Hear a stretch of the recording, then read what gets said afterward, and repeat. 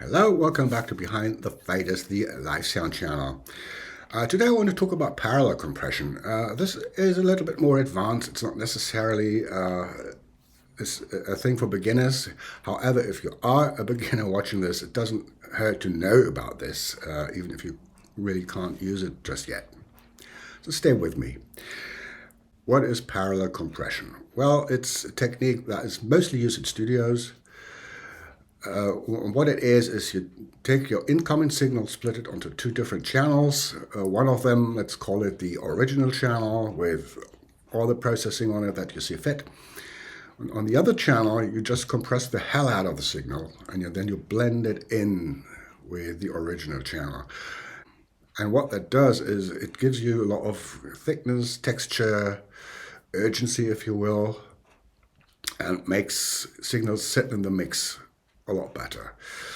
And while in the studio it's used for almost anything, it wormed its way into live sound over the last years. And there it's mostly used for drums to make them more punchy and for vocals, just to give them more weight in the mix.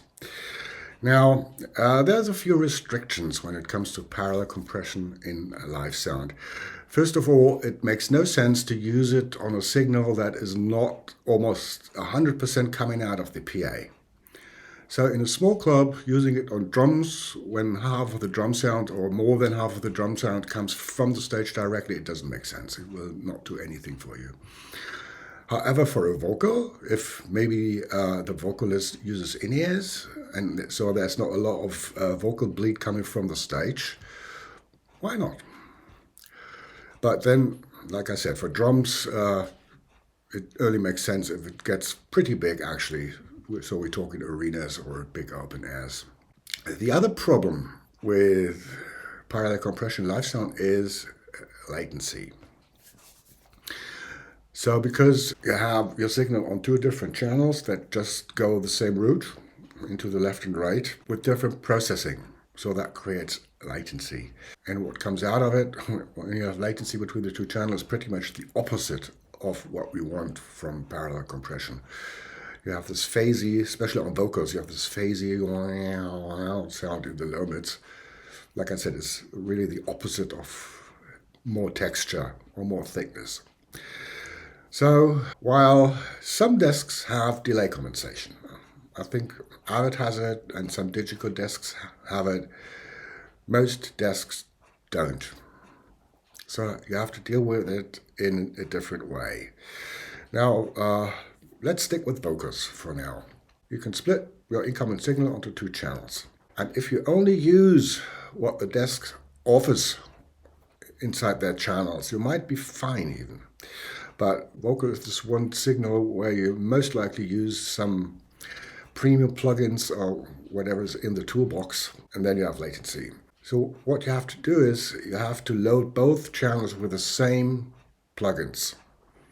Only you bypass them on the channel where you are not using them. So on the original channel, you will bypass the compressor you use on the parallel compression channel, while on that channel, you bypass everything else that you use in the original channel. That way, you should be fine. I can't tell you for all the desks out there, but that should work. The other way would be using buses. So you send your vocal to two buses, one being the original bus and then the parallel compression bus. Especially if you're not dealing with one signal like a vocal, but if you want to do it with drums. You send all your drums, excluding, by the way, all the cymbals or the overheads hired, just kick, snare, and toms. I know, you have to spill, but still.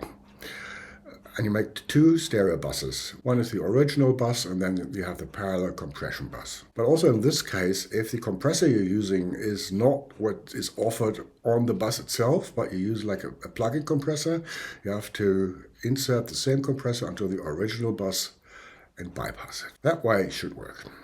However, having said all this, there is a way that is a lot easier. If you have a compressor that has a dry-wet function, that makes it a lot easier. You just insert that compressor on the drum bus or the vocal bus or even just the vocal channel, and you dial in the relation between original and parallel compress with a dry wet function. So that way you can use parallel compression without parallel compression. And that's already it. If you have questions or comments, leave them in the comment section. Like always, if you have a lot of questions, consider booking yourself a coaching call. Or if you know somebody who might be in need of a coaching call, it could be a Christmas present. And of course, if you haven't subscribed yet, please do. It's just a click. It costs you nothing, and it's really helpful for me. I'll see you around. Bye-bye.